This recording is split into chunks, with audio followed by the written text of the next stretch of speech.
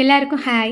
இன்றைக்கி நம்ம இந்த வீடியோவில் என்ன பார்க்க போகிறோன்னா, என்கிட்ட எத்தனை கேட்ஸ் இருக்குது, அதை நான் எப்படிலாம் வளர்க்குறேன், எப்படி பராமரிக்கிறேங்கிறத வந்து நான் உங்களுக்கு டீட்டெயிலாக காட்ட போகிறேன். நான் நம்ம சேனலில் ஆல்ரெடி ஒரு வீடியோ போஸ்ட் பண்ணியிருக்கேன், பெர்சியன் கேட்ஸை எப்படி வளர்க்குறது, எப்படி பார்த்துக்கிறது அப்படிங்கிறத. அந்த வீடியோ பார்க்கலன்னா போய் பார்த்துட்டு வாங்க. அந்த வீடியோ பார்த்துட்டு இந்த வீடியோ பார்க்கும்போது உங்களுக்கு தெளிவாக புரியும். அதில் கொஞ்சம் தியரி மாதிரி சொல்லியிருப்பேன். இதில் நான் என்னெல்லாம் பண்ணுறேங்கிறத வந்து உங்களுக்கு நான் தெளிவாக காட்டுறேன்.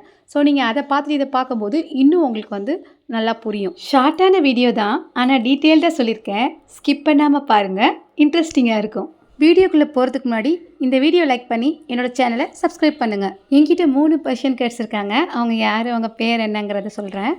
இவங்க தான் மதர் கேட்டு. இவன் நேம் வந்து ஃபஸ்னா. இவர் எங்கள் வீட்டுக்கு வந்து 3 வருஷத்துக்கு மேலே ஆயிடுச்சு. இவளுக்கு 2 குட்டிங்க. இதுதான் ஃபஸ்ட்டு குட்டி. இவ பேர் வந்து ஜப்னா. இது 2 பேருமே ஒரே நேரம் தான் பிறந்தாங்க, ஆனால் இவ ஃபஸ்ட்டு பிறந்தா. இது செகண்டு, இது வாலு. இது வந்து அப்னா.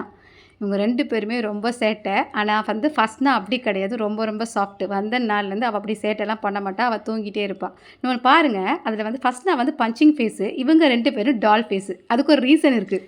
ரீசன் என்னென்னா, ஃபஸ்ட்னாவோட பேர் வந்து லியோ, இவன் தான் அது. இவன் ஒரு டால் ஃபேஸ்டு பர்ஷியன் கேட். அதனால் அப்னாவும் சப்னாவும் டால் ஃபேஸில் வந்திருக்காங்க.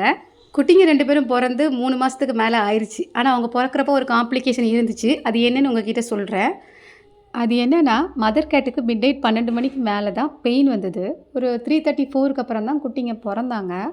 குட்டிங்க பிறந்ததுக்கப்புறமா அந்த நஞ்சு கொடி 2 பேருக்கும் தனித்தனியாக நஞ்சு கொடி இருந்தது. அந்த நஞ்சு கொடியை வந்து மதர் கேட்டால் கிளியர் பண்ண முடியல. அவள் ட்ரை பண்ணான், ஆனாலும் கிளியர் பண்ண முடியல.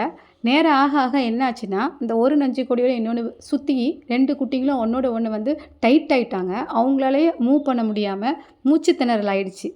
ஸோ எங்களுக்கு என்ன பண்ணுறதுன்னு தெரியல. உடனே எங்களோட டாக்டருக்கு வந்து நாங்கள் மெசேஜ் பண்ணி கேட்டப்போ அவங்க என்ன சொன்னாங்கன்னா, இன்றைக்கி சண்டே, ஸோ எங்கள் கிளினிக் லீவு, நீங்கள் வந்து கவர்மெண்ட் வெட்டினரி ஹாஸ்பிட்டல் கூப்பிட்டு போங்க அப்படின்னு சொன்னாங்க. நாங்கள் வந்து உடனே அங்கே கூப்பிட்டு போயிட்டோம். அங்கே கூப்பிட்டு போய் அங்கே தான் டாக்டர்ஸ் வந்து கட் பண்ணி எடுத்தாங்க. அதுக்கப்புறம் தான் குட்டிங்க சேஃப் ஆனாங்க.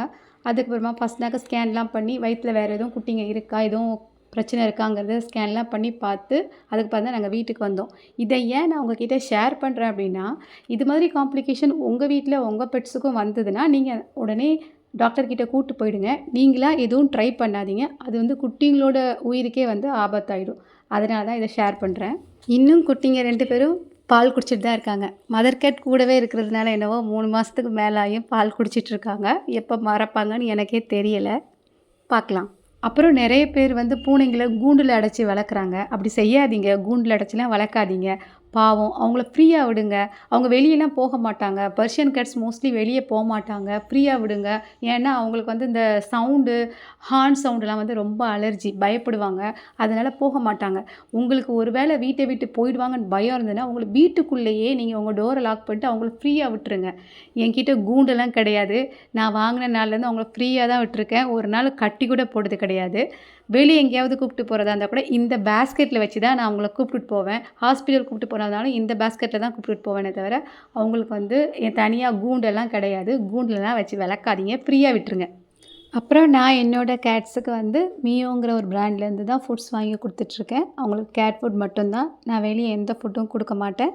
ஹோம் ஃபுட் கூட நான் இது வரைக்கும் ட்ரை பண்ணதில்லை. அவங்களுக்கு ஒத்துக்காது, அதனால் நான் கொடுத்ததே இல்லை.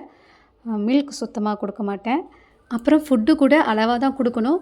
ஒரு மார்னிங் ஒரு டைம், ஈவினிங் ஒரு டைம், இடையில கொஞ்சம் பசிச்சு கேட்டாங்கன்னா கொடுக்கலாம். நிறைய கொடுத்தீங்கன்னா அவங்க வந்து ஓவர் வெயிட் ஆகிடுவாங்க.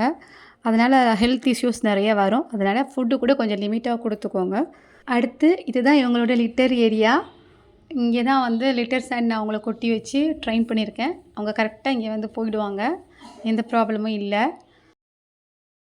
ஒவ்வொரு டைம் அவங்க டாய்லெட் போயிட்ட பிறகு நம்ம உடனே அதை க்ளீன் பண்ணிடணும்.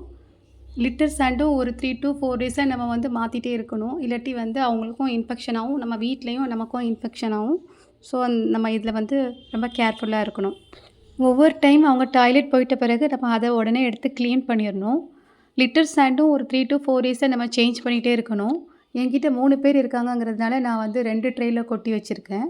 3 to 4 டேஸை நம்ம சேஞ்ச் பண்ணால் நமக்கு வந்து இன்ஃபெக்ஷன் ஆகாது. ஸோ நம்ம கேர்ஃபுல்லாக இருக்கணும். அடுத்து நான் அவங்கள க்ரூம் பண்ணுறதுக்காக வாங்கி வச்சுருக்க திங்ஸு, ஷாம்பு, அப்புறம் சீப்பு, நெயில் கட்டர், அப்புறம் மெடிசின்ஸ், எமர்ஜென்சி மெடிசின்ஸ் எல்லாம் நான் வச்சுருப்பேன். இந்த திங்ஸ் எல்லாம் நமக்கு ஆன்லைன்லேயே கிடைக்கும் அல்லது பெட் ஷாப்பில் கிடைக்கும். நம்ம அதை வாங்கி யூஸ் பண்ணலாம். அடுத்து இந்த சீப்பை வச்சு நம்ம டெய்லி உடம்பு ஃபுல்லாக மெதுவாக சீவி விடணும். ரொம்ப அழுத்தி சீவிடாதீங்க, பாவம் வலிக்கும். மெதுவாகவே சீவி எடுங்க. இப்படி சீவுறதுனால என்ன ஆகும்னா, அவங்களுக்கு ஆல்ரெடி உதிர்ந்த முடியெல்லாம் உடம்போடு ஒட்டிட்டு இருக்கும். அவங்க அங்கே இங்கேயும் நடக்கும்போது வீடு ஃபுல்லாக உதிர்றதுக்கு வாய்ப்பு இருக்குது. அதனால் இப்படி உதிராமல் இருக்கணும்னா, நம்ம இப்படி டெய்லி சீவி எடுக்கும்போது அந்த முடியெல்லாம் சீப்புலேயே வந்துடும். அப்படி சீப்பில் வந்தோடனே அது ஈஸியாக நம்ம எடுத்து போட்டுடலாம். இப்படி பண்ணால் வீடு ஃபுல்லாக முடியாகாமல் பார்த்துக்க முடியும். நான் என்னோடய கேட்டை இப்படி தான் குளிக்க வைப்பேன். அவங்களுக்கான ஷாம்பு போட்டு நம்ம குளிக்க வைக்கணும்.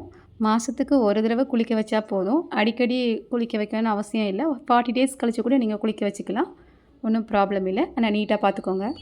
இதுதான் ஃபஸ்ட்னாவோட வேக்சினேஷன் டைரி. அவளுக்கு போட்ட வேக்சின்லாம் இதில் தான் நோட் பண்ணியிருக்கு. டிவார்ம் பண்ணது இதில் நோட் பண்ணியிருப்பாங்க.